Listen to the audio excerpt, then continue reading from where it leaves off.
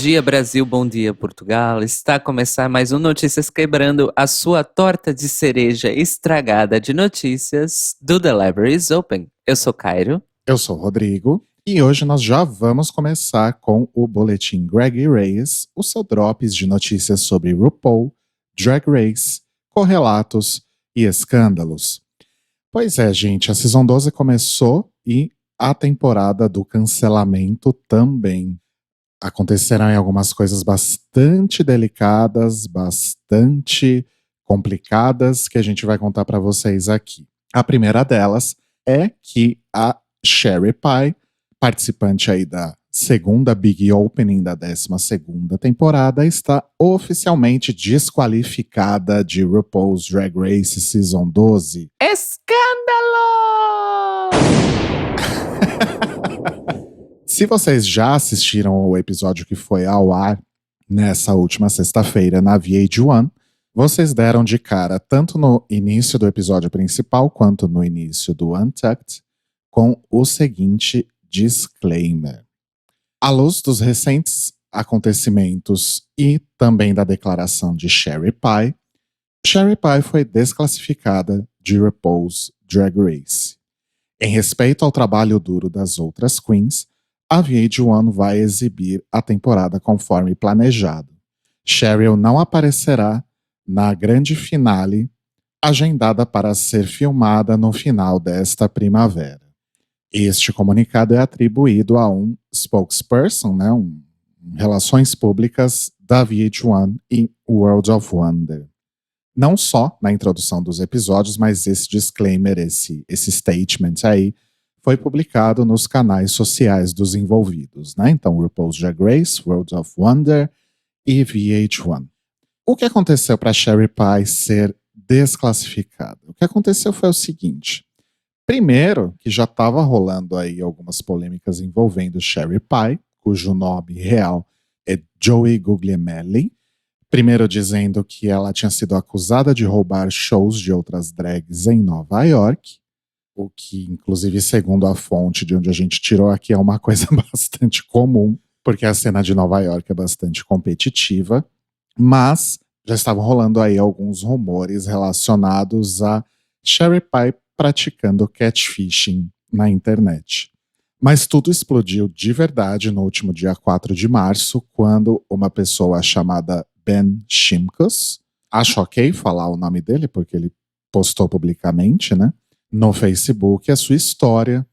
Ele conta que ele conheceu Drag Race na 5ª temporada por indicação da própria Sherry Pie, que ele conheceu no Cortland State University's Musical Theater, tipo uma universidade de artes dramáticas e teatro musical, que os dois cursavam juntos, e depois trabalharam juntos por algum tempo em algumas atividades também relacionadas ao curso, mas seus caminhos se separaram até que um dia um amigo próximo falou pro Ben sobre uma oportunidade para um teste em uma peça em Nova York e passou o e-mail de uma pessoa chamada Alison Mossey, que pareceu bastante interessada no seu trabalho. Ben e Alison trocaram aí mais ou menos 150 e-mails durante 3 semanas e Alison pediu a Ben que enviasse vídeos que, segundo ele, o conteúdo era particularmente sexual e awkward, ou esquisito, enfim. Desconfortável, outra vez? Constrangedor? Constrangedor. Gosto bastante. O Ben, inclusive, descreve o conteúdo de um desses vídeos. Abre aspas. Os envios de vídeo específicos foram de uso de esteroides e aumento imediato de músculos e ganho de força física.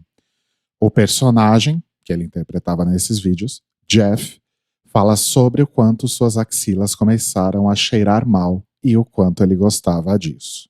Fecha aspas. Pois bem, o fato é que depois dessas 3 semanas aí de trocas de e-mails e envios de vídeos, a tal da Alison desapareceu por algumas semanas. Mas o Ben estava muito interessado nessa oportunidade, só que ele começou a achar tudo muito esquisito e resolveu entrar em contato direto com a Playwrights Horizons, a produtora que a Alison dizia representar. O problema é que quando ele ligou para Playwright Horizons, as pessoas disseram que nunca tinham ouvido falar de uma Alison Mossey. Pois bem, aí o Ben entrou em contato com esse amigo que tinha passado o contato da tal da Alison, perguntando como ele tinha conseguido, né? Como ele tinha conhecido essa tal dessa Alison ou conseguido o contato dela. E o amigo contou que tinha sido por meio de uma drag queen chamada Sherry Pie. Boom! E aí o Ben começou a conversar com outros amigos, outros colegas de profissão sobre essa história e descobriu que 6 outras pessoas tinham histórias semelhantes envolvendo essa mesma pessoa e 4 deles, inclusive, já vieram a público contar as suas versões num artigo do BuzzFeed. E aí o Ben finaliza o post de Facebook com, abre aspas, Sherry será uma explosão de assistir no show. Espero que o sucesso que ela tenha, sem dúvida, permita que ela se liberte do uso de personalidades da internet para objetificar outros homens gays. No entanto, eu percebo que o contrário também é possível. O sucesso de Sherry lhe trará mais oportunidades de vitimar outras pessoas. O que Sherry fez com todos nós estava errado. Embora o impacto de Sherry possa ser admirado por nossa comunidade, espero que essa mesma comunidade também reconheça o problema de proporcionar a ela um palco maior. Espero que Alison Mossey e outras táticas de sexualizar pessoas em nossa comunidade, sem o consentimento delas, acabem.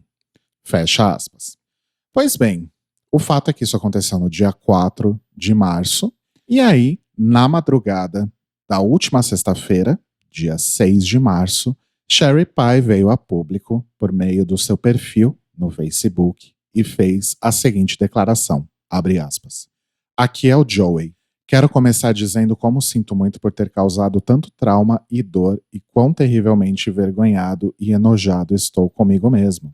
Sei que a dor e a mágoa que causei nunca desaparecerão e sei que o que fiz foi errado e verdadeiramente cruel. Até estar em RuPaul's Drag Race, eu nunca tinha entendido o quanto minha saúde mental e o cuidado com as outras coisas significavam. Aprendi nesse programa a importância de amar a si mesmo e acho que nunca me amei. Tenho procurado ajuda e recebido tratamento desde que voltei para Nova York. Eu realmente peço desculpas a todos que magoei com minhas ações. Eu também quero dizer o quanto sinto muito por minhas irmãs da temporada 12 e, honestamente, por toda a network e por toda a empresa de produção. Tudo o que posso fazer é mudar o comportamento e isso começa comigo fazendo esse trabalho. Fecha aspas. Então, a partir do momento que a Sherry reconhece e admite que de fato estava envolvida nisso, de fato, a World of Wonder, VH1 e etc. tinham que tomar uma atitude e não só já declararam que a temporada vai continuar acontecendo, porque a temporada já está gravada, editada e finalizada para ir ao ar, né? Não tem como simplesmente borrar a Sherry Pie e fingir que ela nunca existiu ali dentro. Mas ela está oficialmente desclassificada, ela não concorre ao prêmio de Drag Superstar da temporada 12 e nem será convidada para os eventos finais da temporada, que devem acontecer aí por maio e junho. Além disso, a World of Wonder também já está fazendo o possível para eliminar a presença dela, digamos assim, do que seja possível. Então, fotos de divulgação, vídeo de Meet the Queens, aos poucos essas coisas estão desaparecendo dos canais oficiais do programa. Então, bastante pesado, e eu acho que todo mundo já deve ter assistido esse segundo episódio da 12ª temporada com um certo ranço, e também com acho que talvez com uma certa pena, não sei, porque apagando totalmente a existência da pessoa e todas as coisas que ela fez, quando a gente olha para Sherry Pie como uma drag queen, como uma performer, uma artista, ela realmente parece ser muito boa, né? É pena que tem uma pessoa que cometeu crimes, porque são crimes, e não são crimes dispensáveis, são crimes muito, muito repreensíveis. Então, é uma pena nesse sentido, do tipo, uau, estamos a perder uma artista que poderia ser melhor ainda. Mas não é porque é uma pessoa que agiu de forma horrível e vai precisar pagar as suas dívidas, vamos dizer assim, né? Exato. Eu só espero que ela realmente esteja procurando por ajuda profissional e tudo mais, porque, de fato, eu acho que isso é uma etapa e uma decisão muito importante depois de tudo isso que aconteceu. E ela vai ter que mudar de carreira. Provável. E de cidade, e de círculos, enfim. É complicado. É complicado, mas é aquilo, né, amores? A gente, eventualmente, uma hora a gente assume as consequências do que a gente faz. Porém, amores, a Exposed Party não acaba aí. Temos também informações sobre outra drag queen da Season 12 que apareceu na primeira Big Opening da temporada, que é a Brita, também conhecida como Brita Filter, seu nome original de drag. Resumindo, em 2018 surgiu um post no Facebook, o nome da pessoa foi protegido, e essa pessoa se identifica como ex-drag daughter da Brita, e ela disse que conheceu Brita em 2015, depois de ter visto um dos seus shows, e aí foi conversar com ela, se ela poderia ajudá-la, se a Brita poderia ajudá-la a se montar, porque ela queria se tornar uma drag queen. E a Brita falou, claro, faz o seguinte, você vai ali, compra essa e essa outra make, e aí depois você vai lá em casa e eu te mostro como se maquiar e se montar e tudo mais. Aí o moço foi lá, comprou essa maquiagem, foi lá na casa da Brita e a Brita a maquiou. E ela conta que depois, conversando com outras pessoas, as pessoas sempre perguntavam: mas por que a Brita pediu para você comprar esse específico tom de base se não é adequado para sua pele? É mais adequado para a pele dela, na real. E não deu outra. Depois que a Brita terminou de maquiar o garoto, ele foi pro banheiro se montar, né? Vestir o look. E quando ele voltou, a tal da base, ou o que fosse, tinha sumido da bolsa dele e tava escondidinha ali num cantinho da cômoda da Brita. Aí ele falou: ah, nice try. Foi lá, pegou de volta, colocou na bolsa, vida que segue. Foram pra boate, Brita se apresentou, o moço ficou um pouco bêbado, morava longe, a Brita falou, vamos lá em casa, dorme lá em casa e tá tudo bem, dia seguinte você vai pra casa com mais segurança, né? Aí ele falou, tá bom. Chegou na casa da Brita e a Brita falou, olha, esse sofá é super desconfortável. Faz o seguinte, dorme na minha cama comigo que é mais confortável. E o garoto, tá, tudo bem, vamos lá. E aí o garoto acordou no meio da noite sendo sexualmente abusado por Brita. Gente, tá difícil, hein? Dia seguinte ele foi embora e aí vem uma parte um tanto quanto delicada da história e até onde eu saiba a Brita nunca se pronunciou sobre esse assunto, pelo menos eu não achei nada. Se essa Exposed Party continuar, uma hora isso vai aparecer, mas o fato é que o rapaz diz que que ele quis dar o benefício da dúvida para Brita, ela pediu desculpas e tal, e ele quis continuar saindo com ela e sendo a drag daughter dela, porque isso era uma forma de criar um espaço e um networking para ele dentro da cena drag de Nova York. Mas aí o fato é que, segundo o rapaz, a Brita meio que começou a dar um ghosting nele, né? Mas ainda assim ele era drag daughter e quando ele ia performar em algum lugar, a Brita falava, olha só, se você não fizer uma boa performance, pode esquecer essa palhaçada de ser minha drag daughter. Ou então, quando ia apresentar ele para as pessoas, falava, ah, ela é minha drag daughter. Mas assim, só quando performa bem, né? Quando não, não é. E aí, meio que é isso, gente. O lance da Brita. Eu acho que tem um pouquinho aí de abuso de poder. Mas o que eu acho mais complicado é justamente o abuso sexual. Eu queria muito que essa da Brita acabasse por se revelar não verdadeira. Eu queria muito. Não estou dizendo que não é, porque até onde nós sabemos é, mas eu queria muito que não fosse. Mas enfim. Exatamente. E se ela vai se pronunciar também, né? Sim, exato. Que acho que isso que é o mais importante. Assim como a Sherry se pronunciou. E não acabou, amores. Tem outras duas queens que a gente não vai entrar em detalhes, porque a gente não tem os recibos. Mas assim que a gente conseguir, a gente pode falar a respeito. Mas há rumores aí de que Aidan Zane e Talia Sim teriam feito declarações transfóbicas, mas eu não vou entrar em detalhes porque eu não tenho nada, por enquanto. Mas tá brabo, hein? Olha, essas duas aí, como ainda tá no campo do rumor, eu não estou a considerar. Uhum. Eu tô só de olho, esperando cair alguma coisa aqui que comprove. Ou não, né? Espero que não. E é isso, gente. Mas quem também foi cancelada essa semana foi a própria RuPaul. No caso, a sua série da Netflix, AJ and the Queen. Então, a RuPaul foi lá no seu Twitter, disse que estava perdida e depois comentou o seguinte: fim da estrada para AJ and the Queen. Netflix decidiu não estender a nossa road trip pela América. Obrigado a todos pelo amor e apoio. Estamos muito orgulhosos deste trabalho. E aí marcou várias arrobas aí de pessoas envolvidas no elenco e na produção. JJ and the Queen. Eu achei esse tweet um pouco rancoroso. Tipo, acho que a RuPaul ficou meio puta. A certeza, de certeza que ela ficou puta. E aí eu tava lendo um artigo na Variety sobre isso.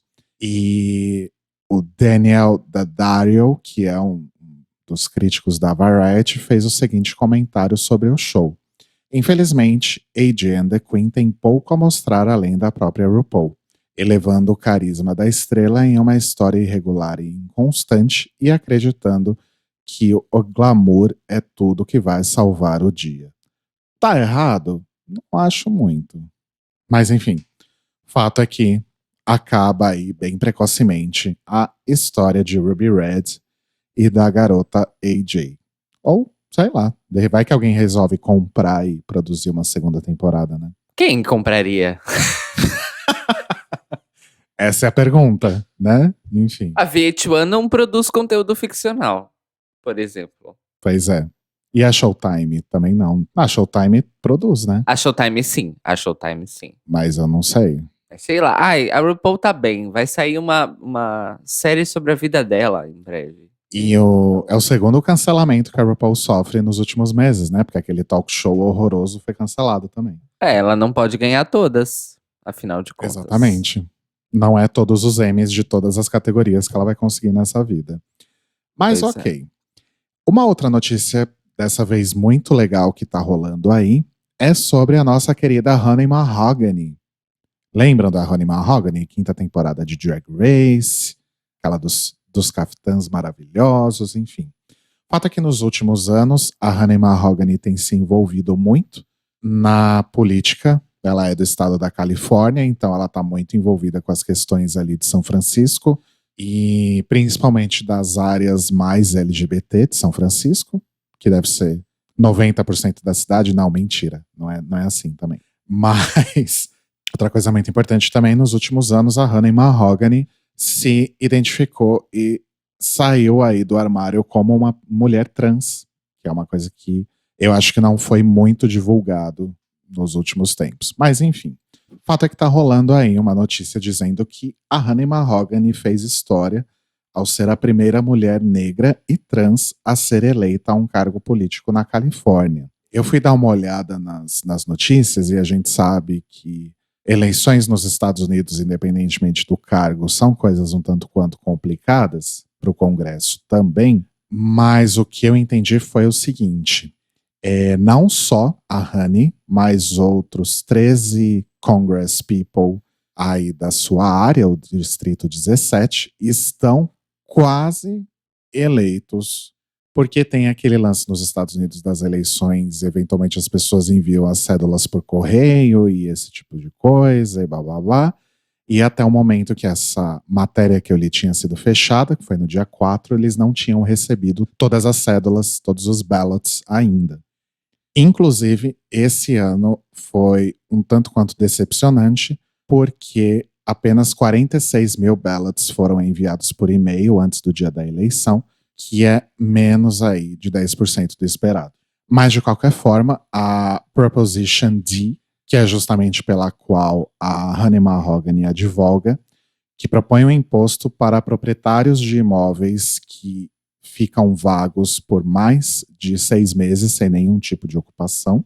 Essa Proposition D já tem 63% dos votos e ela precisa de 66% para passar. Então, 2 coisas legais aí. A Honey, de fato, deve garantir em breve aí a sua cadeira e também o projeto de lei pelo qual ela luta aí há algum tempo tá para passar. Então, de fato, Honey Mahogany arrasando muito e fazendo história, sim, na Califórnia. Principalmente pelo fato de ser uma mulher negra e trans. Então, palmas para Honey Mahogany, que ela merece e muito. Vamos ver se saem aí atualizações sobre isso nos próximos dias, né? A gente vai ficar de olho aqui para contar para vocês.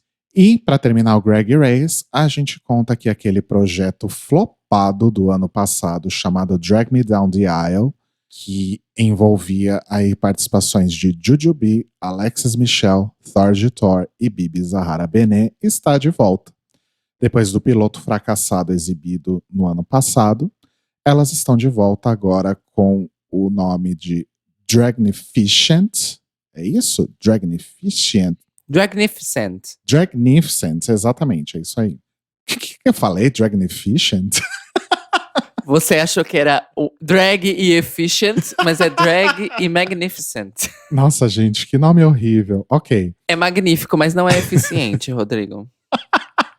Talvez não seja magnífico também, viu? Tô pra te contar. Enfim, a TLC, o canal TLC, né, tá envolvido aí nesse projeto, nessa bomba, não querem largar, e fizeram aí uma mudançazinha de formato. Anteriormente a ideia era fazer aí makeover de noivas, né, que estavam para casar. Agora vai ser um programa de makeover. E é isso. Enfim, eu não tenho o que falar. Para finalizar de vez agora, desculpa, agora é de verdade, eu só queria contar uma coisa muito engraçada que tá rolando no Chile. Supostamente estão dizendo que tem uma espiã russa. Eu amo. Continua, por favor. Ai, pior que eu não sei a história toda, mas basicamente tem uma espiã russa aí, né, aterrorizando a direita chilena, expondo vários segredos e blá blá blá, não sei o quê. E todos os posts de Facebook e sites que falam sobre isso colocam a foto de Katia Zamolotkova como a espiã russa responsável por esse rolê. É tudo que eu sei. Ai, então, isso foi basicamente uma fake news inventada pela direita chilena para tentar criminalizar a esquerda chilena de alguma forma, porque eles estão vivendo uma crise política muito mais quadridimensional do que a brasileira, no sentido de que as pessoas estão diariamente nas ruas, tem conflito nas ruas todo dia. E, obviamente, que fake news da direita no Brasil, fake news da direita em todo lugar, funcionam da mesma forma. E aí escolheram a Kátia.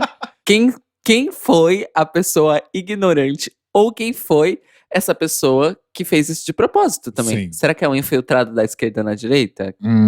Que é pra mostrar o quanto eles são idiotas? Eu não sei. O que interessa é que depois que isso tomou alguma dimensão, um veículo mesmo de jornalístico chileno expôs a história de que, na verdade, a tal espiã russa é ninguém menos do que a nossa Ekaterina Petrovna Zamolotkova. But your dad call me spy. But your dad calls me piana. E esse foi o Manicômio Brasil, quer dizer, esse foi o Greg Reyes dessa semana. Ou o Manicômio Chile, no caso. Manicômio Drag Race, só se for, porque tudo que aconteceu, porra. Pois é. Eu tô achando que hoje o Manicômio vai ser até mais leve que o Greg Reyes. A saber. Indo agora então para o nosso giro internacional, foi divulgada uma pesquisa feita nos Estados Unidos para avaliar o impacto que a legalização do casamento homossexual homoafetivo nos Estados Unidos em 2015, por uma decisão da Suprema Corte dos Estados Unidos, nas estatísticas de suicídio das pessoas LGBT, focando principalmente nas pessoas jovens. E a diferença foi considerada bem expressiva. Nessa comparação, então, de dados em 32 estados em que o casamento não era legalizado para os que viraram depois, não é? Ou seja, não tinham e depois tiveram. notou-se aí uma queda de 7% da taxa de suicídio entre a juventude num geral, sendo que, separadamente, a juventude LGBT, a taxa de queda foi de 14%, ou seja, o dobro em comparação com um quadro geral da juventude nesses 32 estados. Essa comparação é feita de 2009 e 2019 para também analisar a questão do impacto longo, não é só o primeiro ano depois da decisão, mas esses 4 anos seguintes, e realmente há aí uma relação causal, talvez, dessa questão de que publicamente, então, e foi uma coisa que aconteceu de uma maneira muito grande, mediaticamente nos Estados Unidos, essas questões de aprovação de leis, de representatividade, de acesso a direitos e normalização, vamos dizer assim, de pessoas LGBT e de relações LGBT, realmente pode ter um impacto na autoaceitação da juventude. Vale lembrar que nos Estados Unidos, especificamente, as duas maiores causas de mortes entre adolescentes LGBTs são homicídio e suicídio, nessa ordem. Essa pesquisa ela está consoante também com outras que ocorreram em países europeus, especificamente a Suécia e a Dinamarca, que também enxergaram aí, tiveram com resultados positivos nesse mesmo sentido, que depois que o casamento igualitário foi aprovado nos respectivos países, houve sim uma queda na taxa de suicídios. No caso dos países europeus, também foi analisada a taxa de suicídios entre pessoas adultas e pessoas que viviam relações heterossexuais e homossexuais. Então, vamos esperar aí mais dados futuramente, principalmente nas questões trans, não é? Porque estamos aí a sofrer mudanças positivas e negativas nessas questões, com o avanço da direita, resistência e tudo mais, e ainda não temos esses dados. Inclusive, é uma estatística que falta, não é? Qual é o impacto nas pessoas trans, na população trans, por exemplo, da aprovação do direito e acesso ao nome social no Brasil, por exemplo? Gostaria que alguém fizesse essa pesquisa, seria interessante de saber. Ainda no ramo, vamos dizer assim, das pesquisas, foi divulgada pelo Programa das Nações Unidas para o Desenvolvimento uma gigantesca pesquisa realizada em 75 países, nos quais habitam 80% da população mundial. Foram pesquisadas aí literalmente milhões de pessoas com o objetivo de identificar, diagnosticar o real impacto e as reais mudanças ou retrocessos em relação às crenças sociais e hábitos sociais relacionados às mulheres e a gênero como um todo. Infelizmente, o resultado dessa pesquisa do PNUD não é bom. O principal dado é que 90% das pessoas que responderam à pesquisa, de todos os gêneros, inclusive, revelaram algum preconceito contra mulheres, sendo que foram 90,6% dos homens e 86,1% das mulheres inquiridas que se encaixam aí nessa característica. É um pouco chocante. Nossa, é bastante bizarro. Ainda dentro dessa seara dessa pesquisa, as subperguntas, vamos dizer assim, envolviam também qual seria o índice de confiabilidade que as pessoas têm em pessoas que exercem cargos políticos do sexo feminino e do sexo masculino, e 40% das pessoas, no geral, inquiridas, pensa que homens são melhores políticos e também são melhores líderes para entidades privadas. Outro dado também muito alarmante é que 28% das pessoas responderam que é justificado e justificável que um homem bata numa mulher. Gente, baseado em que as pessoas dizem isso? A gente sabe os motivos, mas é um negócio assim impressionante, realmente impressionante.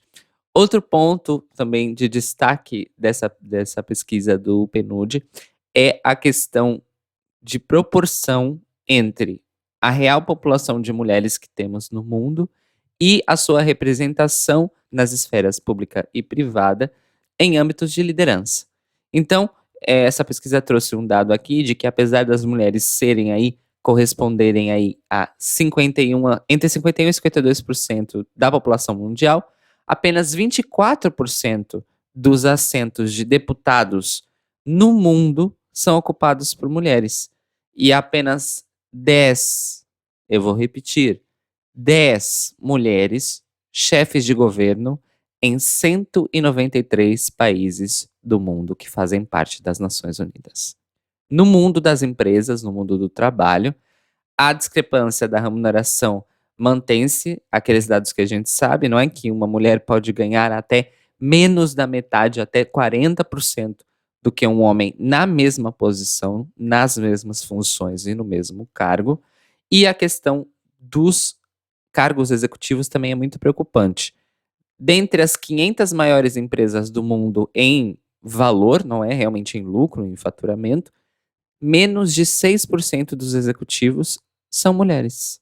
Então, o objetivo final do PNUD com isso é demonstrar que, apesar de uma percepção geral, entre muitas aspas aí, de que o machismo estaria a diminuir numa escala global, os números recolhidos pelas Nações Unidas mostram o contrário, de que ainda existe muita discrepância entre discursos e reflexões midiáticas, principalmente, e realidades que são mantidas aí, né, no pé no chão, pelas crenças sociais que as pessoas têm em relação às mulheres.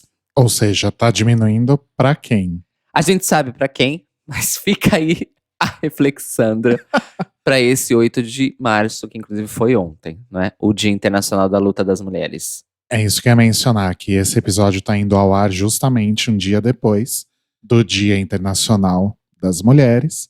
E a gente continua vendo, pelo que eu já vi, assim, né? A gente tá gravando no sábado, então a gente deve ver mais coisas aí amanhã. Mas as campanhas continuam naquelas de dar parabéns e oferecer flores para as mulheres, né? Eu retuitei um fio ontem ou anteontem, não sei, que foi um recolhido que uma pessoa fez das campanhas e eventos mais absurdos aqui de Portugal para o 8 de março. É tragicômico, gente. Se vocês acham que é só no Brasil que rola essas coisas, infelizmente não. Infelizmente não.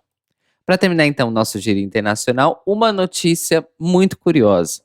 Nós havíamos comentado aqui, creio que no ano passado, algumas declarações polêmicas do presidente da Kunlun Tech, que era até a semana passada a controladora atual do Grindr, não é? O maior aplicativo de encontros para homens que fazem sexo com homens do planeta.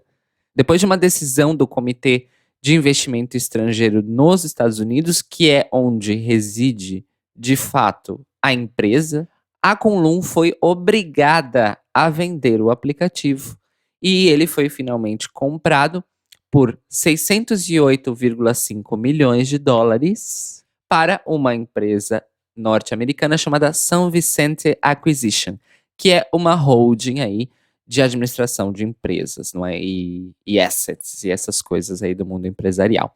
Então, a partir de agora, a São Vicente Acquisition detém 98,59% de poder dentro do Grindr, sendo que esses menos de 2% excedentes aí pertencem a um grupo de pessoas que de fato fundou e desenvolveu o aplicativo aí originalmente e que não cumprem mais nenhuma função, não é nenhum cargo dentro do Grindr. Eles realmente são só acionistas de origem. O que me deixa um pouco com uma impressão de hipocrisia. Eu entendo a intervenção do Comitê de Investimento Estrangeiro dos Estados Unidos, porque a empresa existe lá, né? Então, essa é a entidade que tem que regular as atividades da empresa. Mas houve aí, quando a Kunlun adquiriu o Grindr, houve aí uma comoção entre os usuários de que, ai meu Deus, empresários chineses vão ter acesso a dados pessoais e sensíveis e informações privadas de milhões de usuários do Grindr. Mas até o momento estava todo mundo muito de boa, cedendo os mesmos dados para uma empresa dos Estados Unidos. O país que literalmente espionou o mundo inteiro durante 2 ou 3 décadas que a gente sabe. Ou seja, não entendi o duplo padrão.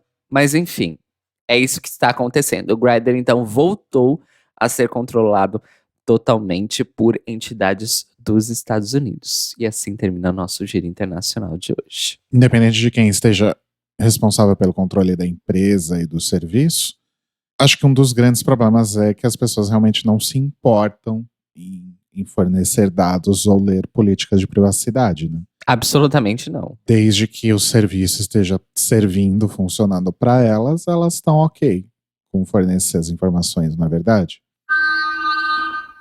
Vamos agora então para a nossa editoria de entretenimento, começando então com uma notícia bastante positiva e interessante em relação à representatividade, é que a animação infantil Clifford the Big Red Dog, ou melhor, o seu reboot, né, que foi feito aí recentemente pela PBS e pela Amazon Prime, com uma nova animação e novas vozes, trouxe aí à cena personagens que são um casal de mulheres lésbicas. A PBS é muito conhecida lá nos Estados Unidos por ser uma network de programação educativa, seja lá o que isso quer dizer. É a única rede de TV pública dos Estados Unidos. Eles são tipo a TV Brasil ou a TV Cultura. É isso que eu ia falar. Eles são muito similares ao que a gente tem aqui na TV Cultura, né? Que é, de fato, uma programação que tem um outro tom, não só necessariamente de entretenimento. E, enfim, o fato é que no episódio chamado The Big Red Tomato, Dogbot, trouxe aí essas personagens que são um casal de mulheres lésbicas e que tem uma filha. Então, elas são convidadas aí para jantar com a Samantha, que é a amiga da Emily, que é filha dessas duas mulheres. E a Emily se refere a ela como My Two Moms, ou Minhas Duas Mães. E a PBS está realmente engajada nisso, de criar uma programação que traga personagens LGBTQ e que rendam aí uma maior representatividade na programação da rede. E segundo o Daily Wire, que foi de onde a gente pegou essa notícia, isso é de fato uma trend alert, né? Uma tendência aí na televisão de alguma forma, que começou em 2014 no Good Luck Charlie, da Disney, que também mostrou aí um casal de mulheres lésbicas. A animação Arthur, também da PBS, que no ano passado mostrou o personagem saindo do armário e se casando, né, com seu parceiro. A gente até chegou a falar disso aqui no Notícias Quebrando na época. E um outro show da Disney chamado Andy Mack, que mostrou aí um casal de adolescentes gays. E depois o reboot de Rocko's Modern Life, trazendo aí uma storyline com personagens transgênero. Então, bastante interessante aí essa movimentação. E parece que a Disney continua aí nessa trend também e vai trazer aí uma nova série chamada Onward, que tem uma personagem LGBT cuja voz é feita pela maravilhosa Lena Waithe, que recentemente é uma comediante famosa, maravilhosa nos Estados Unidos, super sapatão power incrível, e que recentemente esteve aí naquela série Master of None, com o rapaz que eu sempre esqueço o nome. Como que é o nome dele, Cairo? Aziz Ansari? Aziz Ansari, o próprio. Aziz Ansari. E foi jurada de RuPaul's Drag Race ano passado, né? Na Season 11 ela esteve lá no painel de jurados.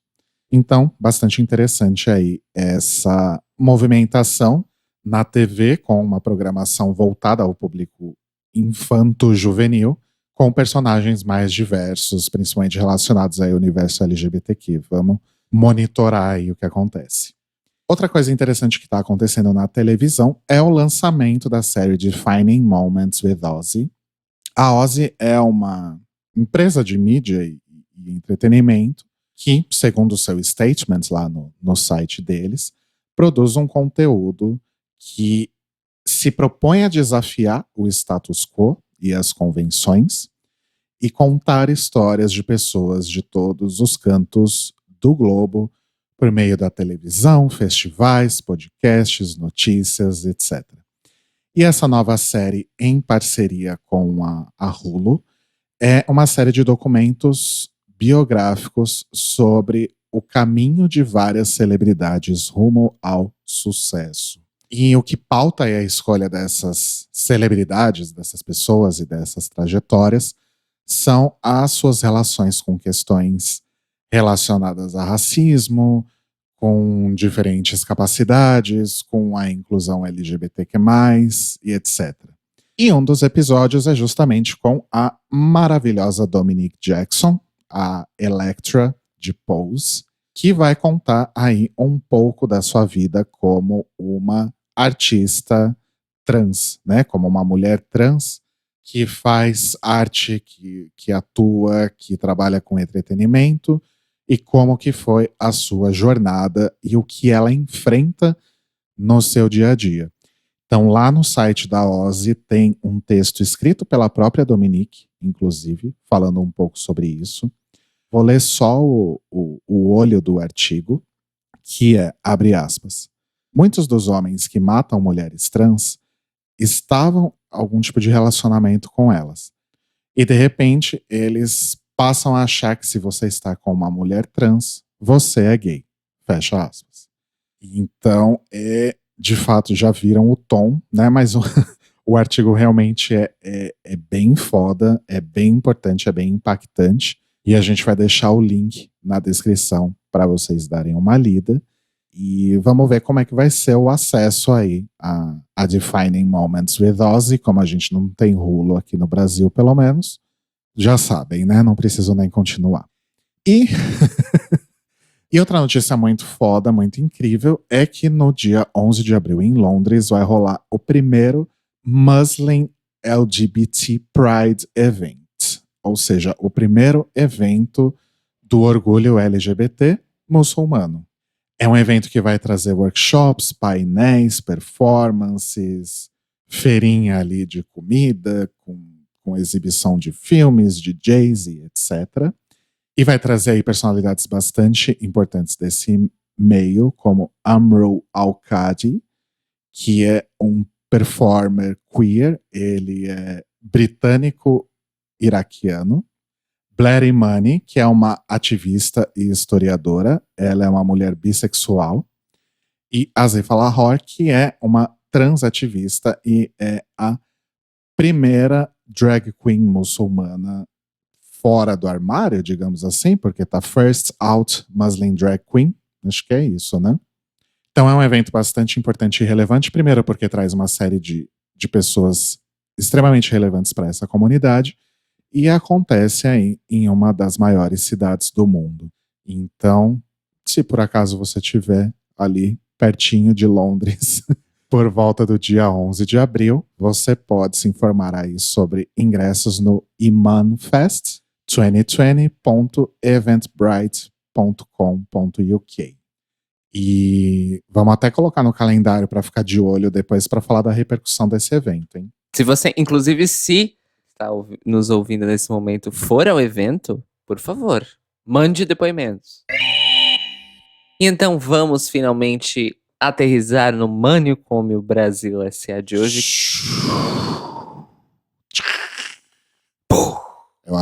É o avião aterrissando e a roda batendo no chão. E aí explode tudo. Podia, né? A louca. Nós recebemos aqui a feliz notícia de que no dia 5 de março foi registrado no Brasil o primeiro bebê intersexo de sexo registrado como indefinido. Isso, para quem não entende, é uma grandíssima vitória, porque como já comentamos aqui várias vezes, e quem acompanha o movimento intersexo no Brasil e no mundo sabe, uma das grandes questões é sempre a questão do sexo definido ao nascimento, que para pessoas intersexo, a depender aí de decisões médicas, de imposições médicas, de decisões dos pais, etc, etc, A criança, então, o bebê, é assinalado a um sexo masculino ou feminino aí de maneira arbitrária. Isso quando não acontece aí, logo em seguida, uma série de mutilações, né, cirúrgicas com esta criança. No caso, esse registro com o sexo definido, ele está, na real, previsto por lei, certo? Por uma lei de 2012 chamada a Declaração do Nascido Vivo. É a Lei 12.662, de 5 de junho de 2012. E ela diz o seguinte: o documento de registro de nascimento no qual o campo sexo pode ser assinalado em 3 itens: masculino, feminino e ignorado. E foi assim que os pais deste neném, que vai se chamar Amiel, assim como o grandíssimo ativista intersexo e trans, o Amiel Vieira, beijos pro Amiel Vieira, inclusive, que está aí se recuperando, não é, de um acidente, automobilístico, que sofreu alguns meses atrás. Ele passou um tempo hospitalizado e já está em casa se recuperando, acompanhado de amigos e família, beijos pro Amiel. E essa criança chamada Amiel, então, os pais conseguiram fazer o registro se utilizando da DNV, da Declaração de Nascido Vivo, com o sexo como ignorado. Olha só, que maravilhoso. Isso vai proteger a criança aí de quaisquer tipo de, vamos dizer assim, posições médicas que tentem fazer para os pais, para que algum tipo de cirurgia, entre aspas, porque isso é uma mutilação, seja feita com a criança e os pais possam aí guiar a criança e fazê-la entender a sua identidade no futuro, e então ela vai se descobrir, afinal de contas, em relação a corpo, em relação à mente, em relação a tudo, sem nenhum tipo de imposição, já começando no seu primeiro documento, que é a certidão de nascimento. Isso é um pouco chocante saber que nós temos uma lei desde 2012 no Brasil que permite isso, e só em 2020 é que ela foi utilizada pela primeira vez num caso de um bebê intersexo. Mas ficamos felizes e esperamos que isso seja divulgado num nível em que pais de bebês intersexo no futuro possam também fazer uso dessa legislação nesses termos, para proteger justamente o bebê, a criança, quem quer que ela seja. Então, um beijo para esse nosso novo Amiel, ou nova Amiel, que surgiu, não é? E um grandíssimo abraço para os pais por essa conquista aí, vai ficar marcado na história LGBT do Brasil, com certeza. Beijos para a Miel, que tem uma vida maravilhosa. E beijos para a Miel, que inspirou este novo Amiel para que se recupere bem do seu acidente. Olha, já dois Amiels. Amiéis. Dois Amiéis que fizeram história. Olha que esse nome é abençoado, hein? Arrasou. Tô começando a achar. Outra notícia boa, o Manicômio Brasil, ele tá positivo. Eu falei que ele tava melhor que o Greg Reyes essa semana? Tá, de fato. Trocou o clima, né? Inverteu o clima hoje. Muito bem. Todo mundo ficou sabendo durante a semana que no último domingo, dia 1º de março, foi ao ar no Fantástico mais uma das grandes reportagens aí lideradas pelo Drauzio Varela. E essa reportagem especificamente fala sobre populações trans no sistema carcerário. A origem da reportagem é o trabalho que o próprio Drauzio Varela faz desde o final dos anos 80, inclusive, começo dos 90, junto dessas populações trans nos presídios, principalmente de São Paulo. Uma das entrevistadas, que é a Suzy Oliveira, que está, então, encarcerada no famoso presídio de Pinheiros, em São Paulo, chamou muita atenção porque a Suzy acaba por revelar nessa reportagem que fazem 8 anos que ela não recebe nenhuma visita, nem de amigos, nem de família, nem de ninguém. E então acontece aí um momento com o Dr. Drauzio e eles acabam por se abraçar. E o momento comoveu a internet. Eu não vou dizer o Brasil, gente, porque o Brasil não é confiável. Eu vi o que a internet falou, não o que o Brasil falou. Então a internet aí se comoveu bastante. Várias análises foram feitas de que, meu Deus, a desumanização das pessoas trans é tão grande que um homem numa posição de poder abraçar uma pessoa trans, uau, né? Que momento.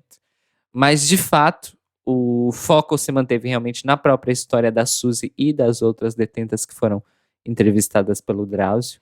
E o que aconteceu? A Secretaria de Administração Penitenciária do Estado de São Paulo acabou, no dia seguinte mesmo, no dia 2 de março, segunda-feira, por divulgar instruções para quem quisesse enviar cartas e correspondências para a Suzy, lá no presídio de Pinheiros. Foi um tweet, inclusive, e uma postagem no Instagram super bonitas, com uma arte gráfica, não é? Um retrato da Suzy em formato de ilustração, e todas as instruções certinhas para todo mundo que quisesse enviar a carta.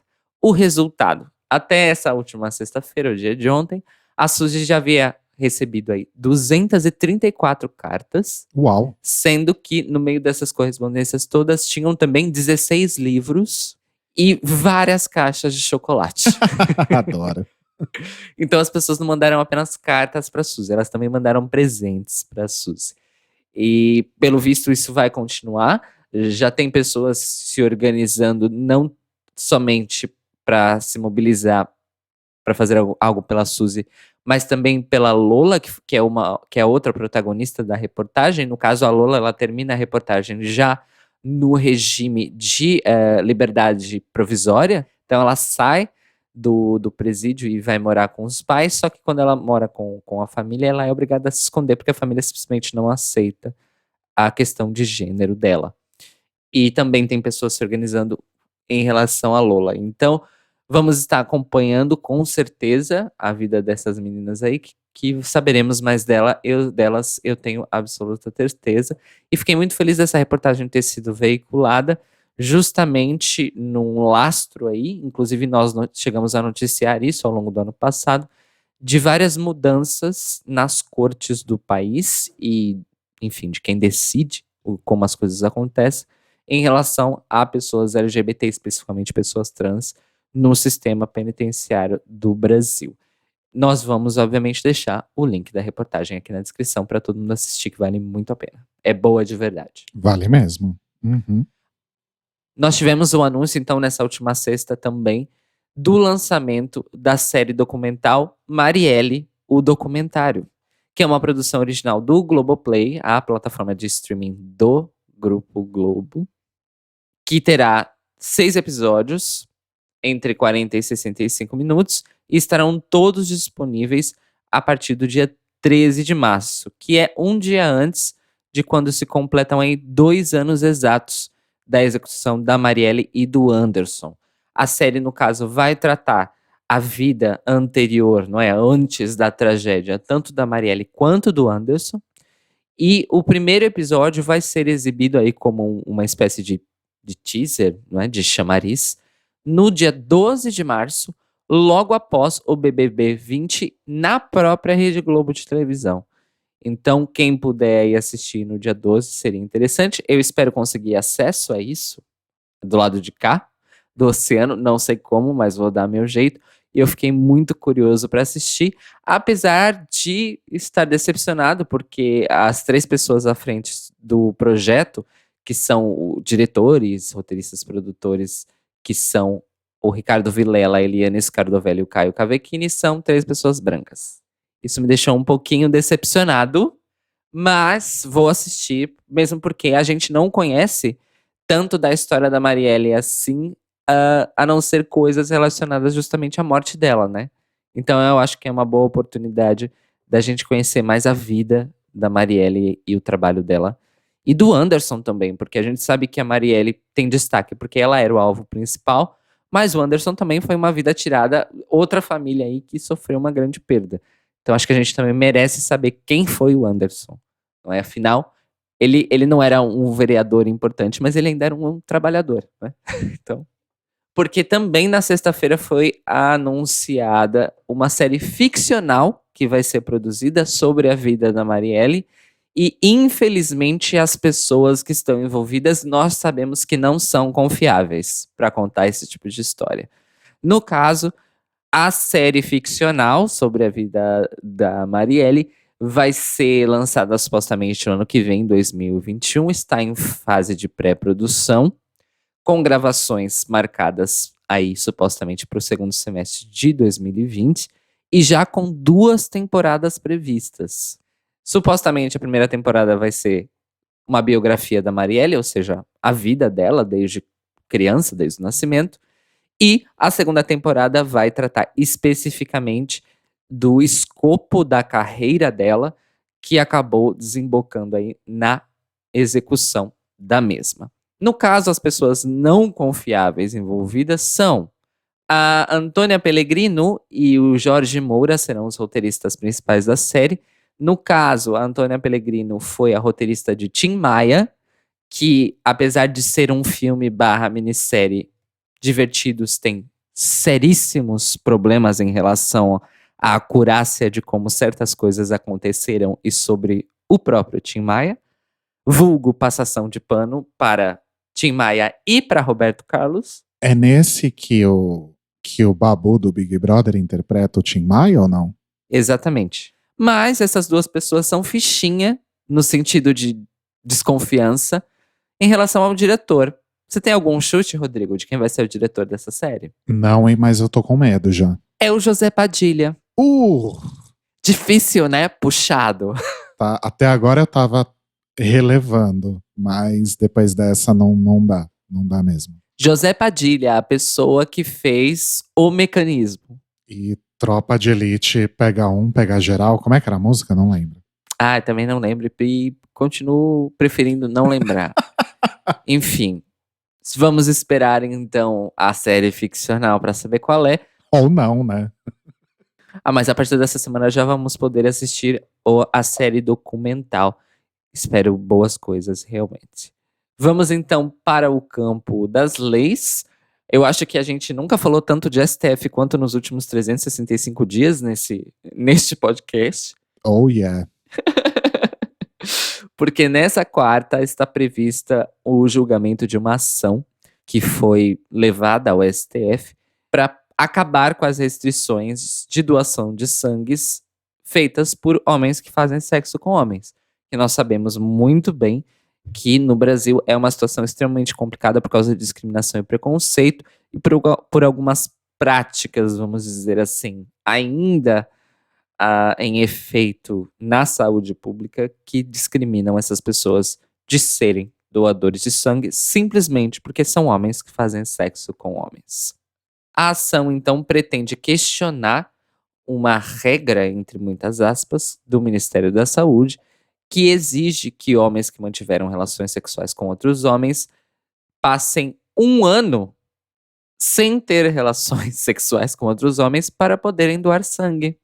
Segundo a associação Equal Blood, essa portaria do Ministério da Saúde que estabelece essa restrição, ela desconsidera, primeiramente, o detalhe de que se as pessoas só tiveram relações sexuais com preservativos, elas não apresentam nenhum risco. E 2, o sangue doado ainda é sempre testado, independente das respostas do questionário que as pessoas dão. Então, não tem essa de que não existem mecanismos de segurança nesse tipo de situação. Vamos esperar então e vamos aguardar e vamos acompanhar. Na semana que vem falaremos mais sobre o assunto aqui no Notícias Quebrando, com certeza. Vamos entrar na parte triste então do Manicômio Brasil, que está curta, ainda bem.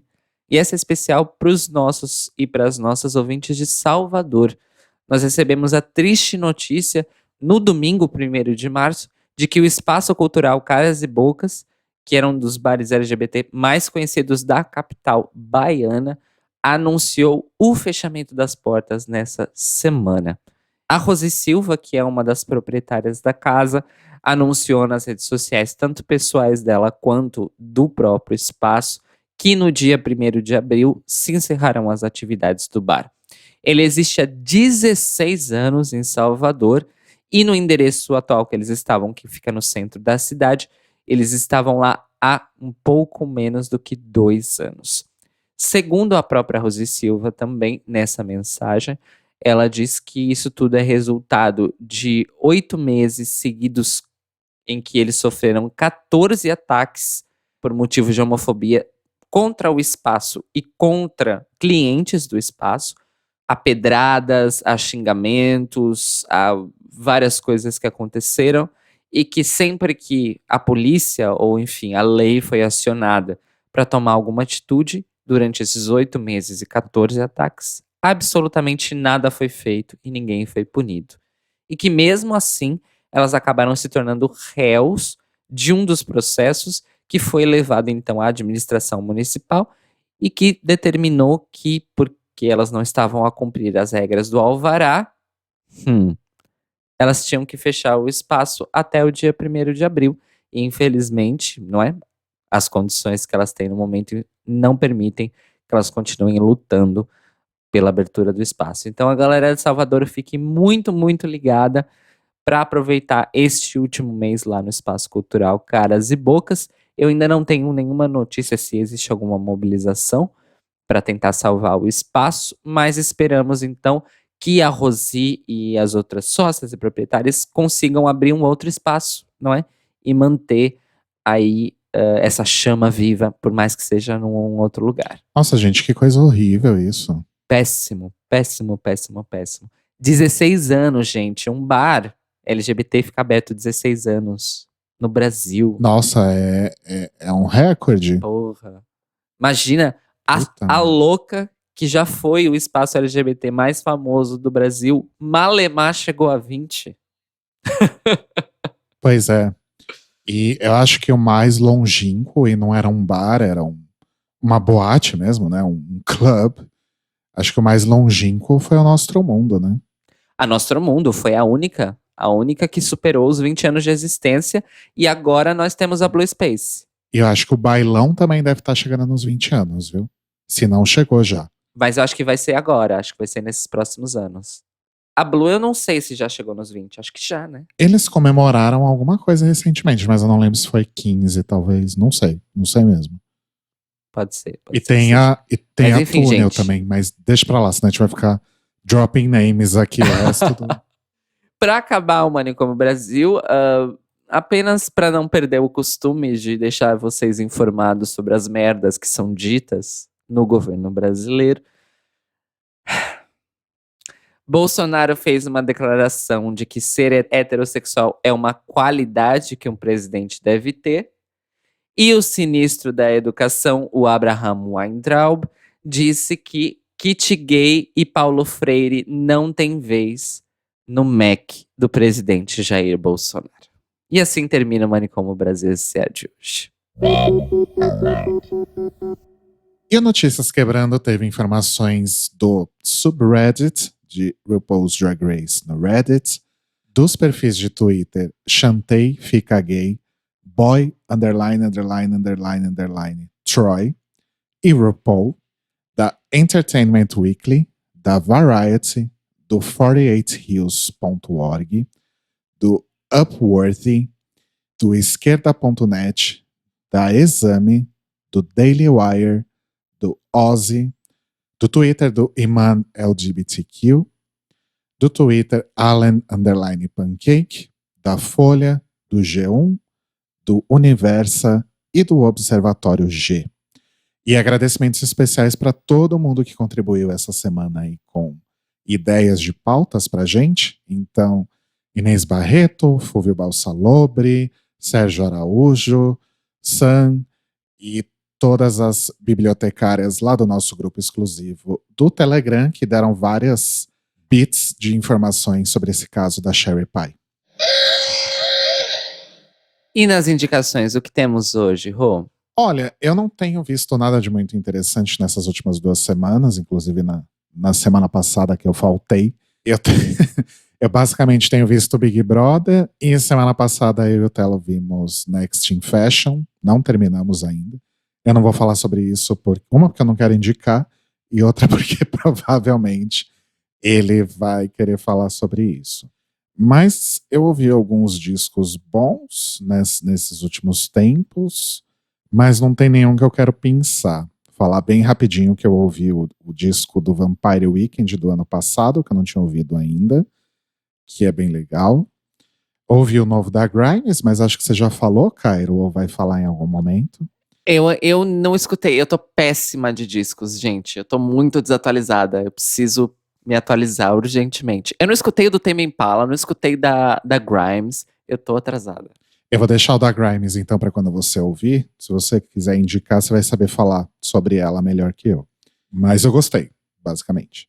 Na verdade, eu preferi hoje, aproveitando aí esse hype da Season 12, eu preferi indicar conteúdos de pessoas que são próximas a nós e que também fazem conteúdos muito legais sobre coberturas de RuPaul's Drag Race ou correlatos. Então, eu vou citar 3 pessoas que fazem isso no YouTube, que vocês já conhecem, ou pelo menos já deveriam conhecer nesse momento, que são a Dakota Monteiro, que está sempre aqui, Arroz de Festa, a nossa querida Lunática, também conhecida como Luísa, e o nosso querido Muniz, que está de volta aí com as reprises, já lançou aí a reprise do primeiro episódio da Season 12. Então, se você não está apreciando aí o trabalho desses outros produtores de conteúdo, you are not doing drag. É isso. A minha indicação de hoje também é uma indicação de amigues, mas não é só porque são amigues. Vejam bem. O Doctor Who Brasil soltou um especial no final do ano passado, chamado DQBRcast Especial, O Legado de Dr. Ken. Amo! E eu só tive a oportunidade de escutá-lo recentemente, ou seja, na última semana, e fiquei absolutamente extasiado. E eu acho que neste episódio, nossos amados idolatrados Fred e Thaís, também conhecido como os Pavauches, se superaram. Absolutamente se superaram. Absolutamente se superaram. E também ficamos sabendo que a Globoplay entrou na dança de Dr. Ken. E teremos novidades maiores sobre isso em breve. Então, vão lá no Doctor Who Brasil, recuperem esse episódio, porque se vocês gostam de fanfics malucas como a nossa fanfic de Drag Race No Stars, vocês vão simplesmente amar o legado de Dr. Ken. É tão bom que você sai do episódio desejando que tudo aquilo realmente fosse verdade. É maravilhoso. É absolutamente maravilhoso. E o Notícias Quebrando está disponível toda segunda-feira, logo de manhãzinha, estreando lá no nosso canal no YouTube, youtube.com/The Libraries Open Podcast, e está disponível também no nosso site, thelibrariesopen.com.br, e no feed, para você poder ouvir aí em qualquer dos seus agregadores de podcast preferidos, incluindo aí também Spotify, Apple Podcasts e Google Podcasts. E para falar com a gente e mandar aí a sua confirmação ou não confirmação de determinados boatos que correm a internet afora, ou mesmo para comentar este episódio, você pode ir lá em thelibrariesopen.com.br e comentar no post desse episódio. Além disso, pode mandar um e-mail para contato@thelibrariesopen.com.br e falar com a gente nas redes sociais. Somos @TleioPodcast no Twitter e no Instagram. Também, sempre importante reforçar que no momento somos movidos a financiamento coletivo. Então vai lá em apoia.se/TheLibrariesOpen, veja lá o que lhe interessa nas nossas recompensas e ajude como puder e se torne uma apoiadora do The Libraries Open. E nós nos ouvimos e nos falamos daqui a pouquinho, às 21 horas, horário do Brasil, ou meia-noite da terça-feira de Portugal, no episódio do The Libraries Open sobre a segunda Big Opening da 12ª temporada de RuPaul's Drag Race. Esse episódio faz parte da campanha O Podcast é Delas, então teremos presenças ilustres no nosso episódio. E vai que tem alguma nova informação aí sobre Sherry Pie, Brita ou afins, pra gente já fazer uma exposição logo no início da semana, não é mesmo? Ih, vixe. Espero que não. Espero que esse caso acabe por aqui. E é isso, amores. Beijos e até daqui a pouquinho. Beijinhos.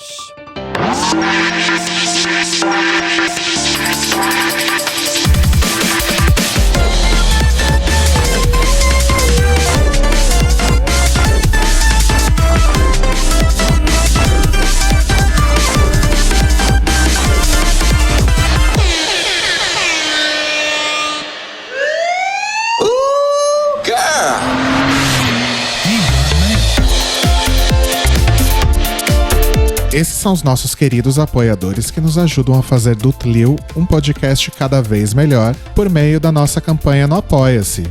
Obrigado, Mores! Rafa Bibi, Sam, Ivan Ribeiro, Tonho Esteves, Leandro Bacelar, Tiago Querentino, Fúvio Bassalobre, Sérgio Araújo, Thaís Alves, Fred Pavão, Lucas Alves Romeiro, Gui Gonçalves, Mia Brandão, Jean Prado, Cleiton Cris, Pandora, Maíra Bueno, Inês Barreto, Cacita Alves, Bia Souza, Valdir, Manuel Carneiro, Letícia Ferreira, Vitor Vilaverde, Arthur Mois, Raboni Santos, Vini Souza, Edgar Torres, Malu Vieira, Inoue, Duda Zanini, Luiz Oeste, Juliano Lopes, Brenner Guerra, Tata Finoto, Malcolm Bauer, Pietro, Senhor Basso.